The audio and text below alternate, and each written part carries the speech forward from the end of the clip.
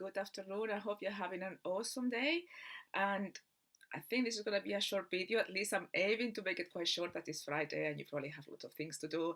I wanted to continue my journey of enlightenment with the aim of preparing people to wake up and to know what's expected, so they don't find it as puzzling as I did as I was going through it. So today I'm gonna explain two experiences that I went through that they were absolutely incredible, but it took me quite a few years later to understand exactly what I went through those experiences and what they really meant. Please, for those who are here watching this video, thank you for watching it. I really appreciate it. Do watch everything that I've put, the posts and the videos prior to this, because they're designed for a reason. They're designed to prepare you to understand what's coming, because it's quite puzzling. And the way that the source reveals information so that you retain it and understand that it's true, it seems to be that you have to experience that answer, if that makes sense. So anyway, I think I was in my late 20s, and I decided to take a nice holiday and visit my parents to Spain and spend about 3 weeks. It was summertime, and my parents, they live in this beautiful big house, about 10 minutes walk by the sea. And if you look on one side of the house, one window, you can see the ocean, and if you look to the other side, you can see the mountains and the forest. And then they've got this beautiful balcony that it goes down to an amazing big swimming pool and flowers and an amazing garden that they have, absolutely like a little paradise they have. So obviously that was going to be my heaven to relax. And at that time I was working as project manager in computing and microanalysis, so that wasn't something that was at all interested. I just had to do it to get money and prepare to buy a house and all the things that you have to do in this life. So I went there on my holiday with my books that I had bought to try to find out the truth, still searching. And I went to Spain, and it was lovely. I spent there 2 days chatting to my dad and my parents, my mom and my sisters. It was really, really nice. Anyway, we got the third day, and I usually study in the nighttime because it's nice and quiet. So when my parents and my sister went to bed, I could stay awake in my room, and then I would do my study. And the way I study, I used to study, was quite, it reflected my mind. I was trying to put the puzzle together. So I usually write things down, like putting things together like puzzles.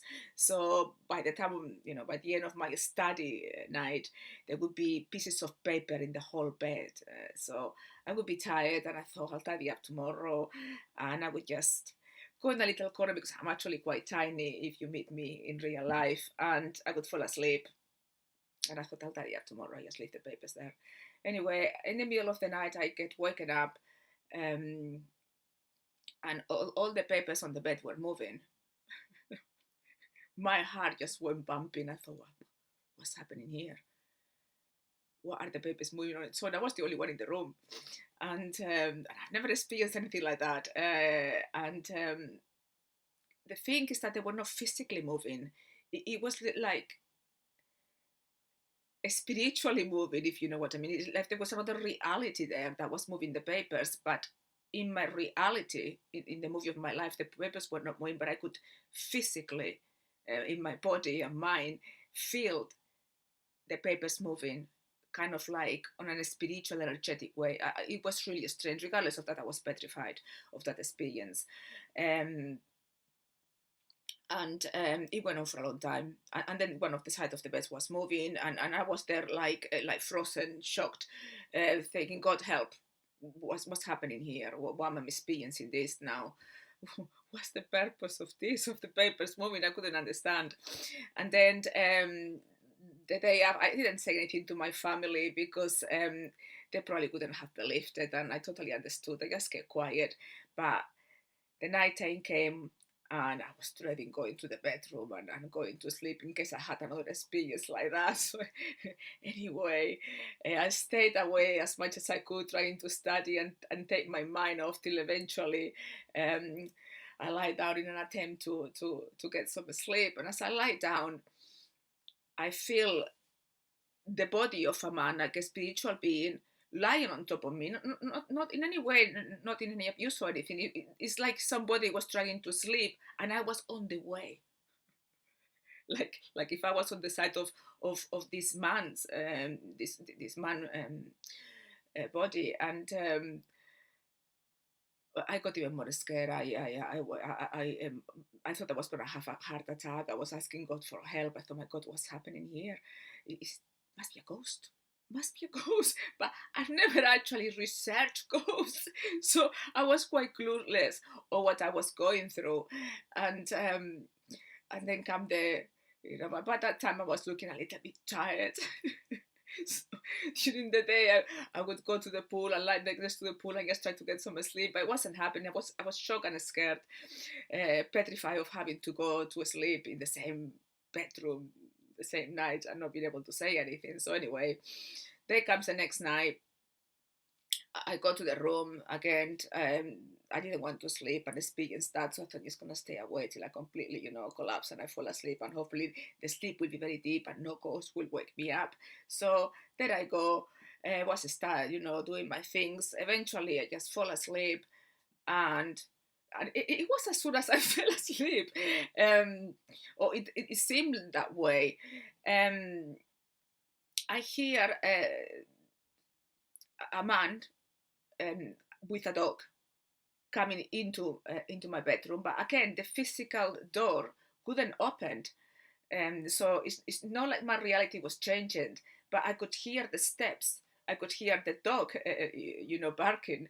I could hear them entering the room and slamming the door. So it was like if I was tuning in into another frequency of God knows what. And then all I could feel was the man and the dog. I couldn't see them. I could just feel them. I could hear them. Well, it was dark, so, and I didn't really want to see anything. I was too petrified. So I could feel them. They were in front of my bed, and then I heard the man talking to me and say, "Get out!" And then it's when it clicked. I say, "Oh my God, I'm on somebody's space. This gentleman with the dog, this is their house, this is their room, and I'm there. They've accommodated themselves here for whatever reason, and I've taken their space. And he's obviously quite open like me, and he's tuning to my frequency, and he must be as scared as I am. Obviously, he was very distressed and telling me get out.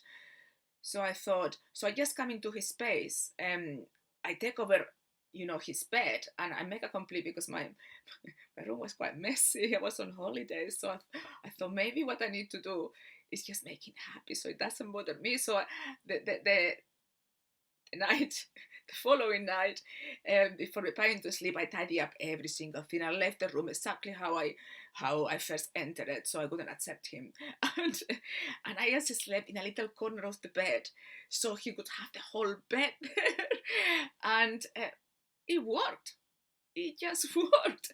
I slept the whole night, and I woke up and I was, oh, yes, I've done it. So that's what happened. I still in my mind couldn't understand who that person or what was doing in the house. I was just thinking, I wonder if my parents know that somebody's living in that room, and it's better not to say anything. So anyway, I found my sense of humor, and the fear went away.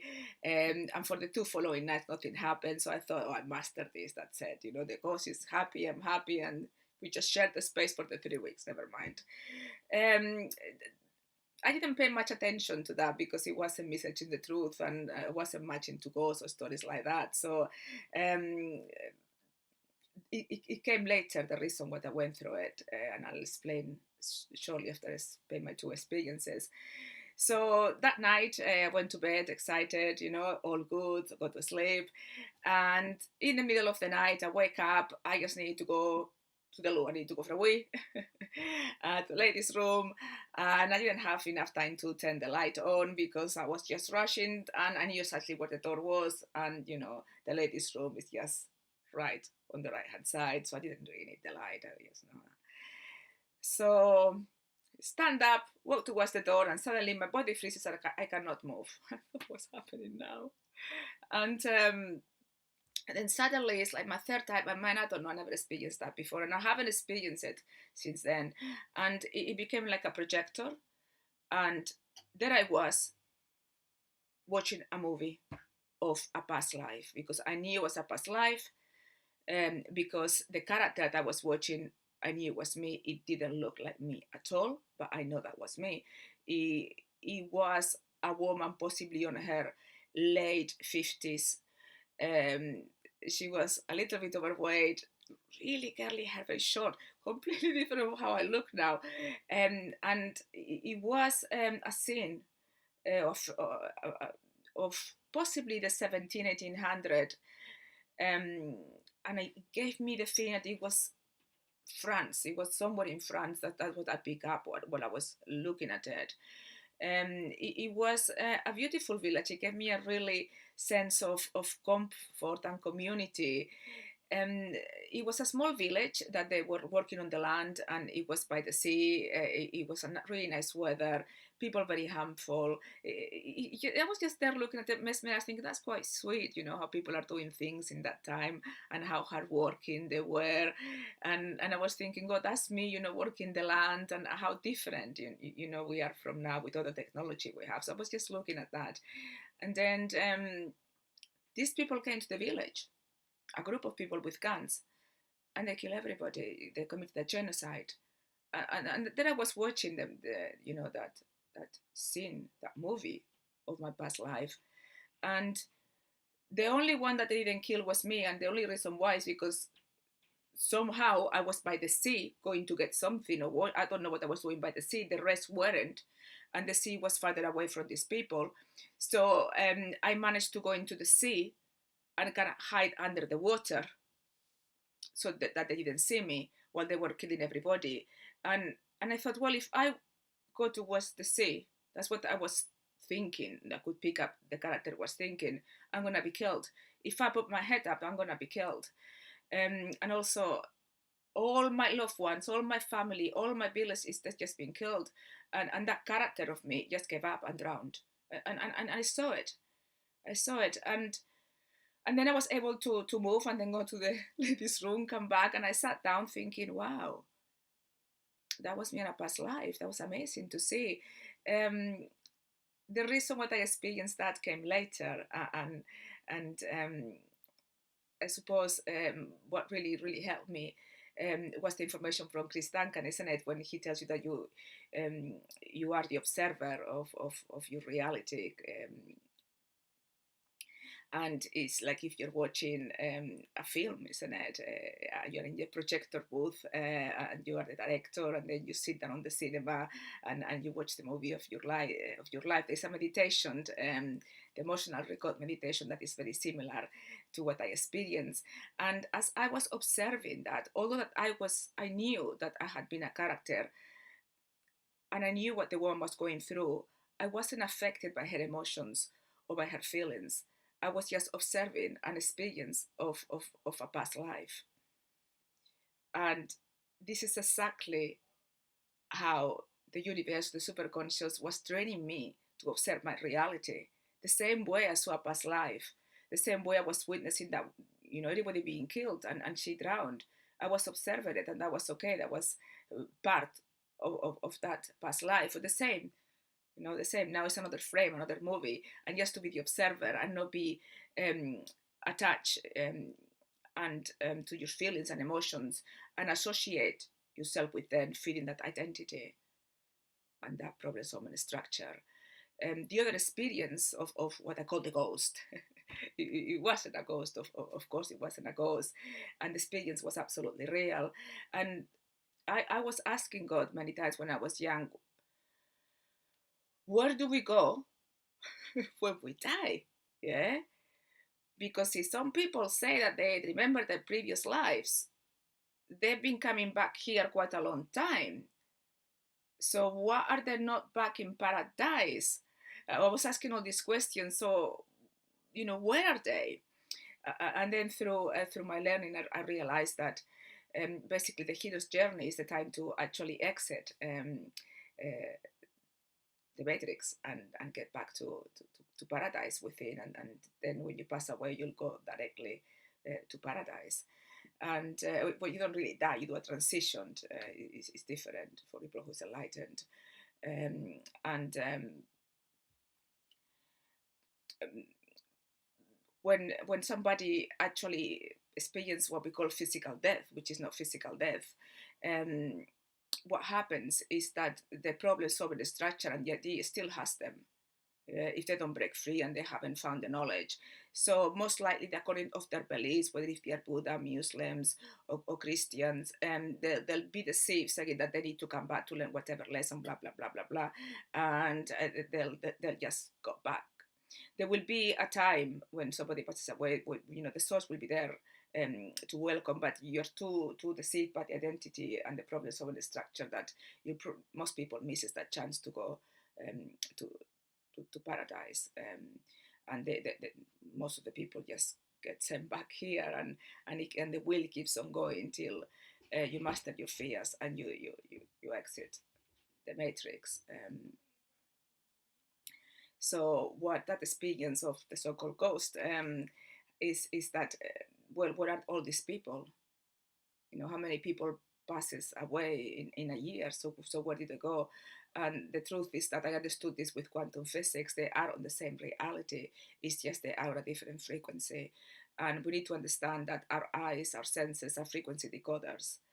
So basically, we are seeing what the identity and the problems over the structure has decoded us to see. And if, for example, we go to around a square outside and there is a car going in circles, we're going to see the car going in circles. But if the car begins to speed and begins to spin let's say, to the speed of light, we no longer see the car because our eyes are not tuned to that frequency of being able to see something as fast as that. So although the car could be there going really fast, we wouldn't be able to see it. And it's the same for all these people that they pass away. They're exactly in the same place. I'm not saying in the same house, but I'm saying they're in this world, in the same matrix. It's just another frequency that some people are able, some psychic people are able to tune in, and some people that are not able to tune in. And it just happened that I was tuning. I'm very open, and that person who was living at my parents' place was also very tuned in, and we both got grumpy that there was somebody invading our space. So that was what happened. So what I did was quite diplomatic.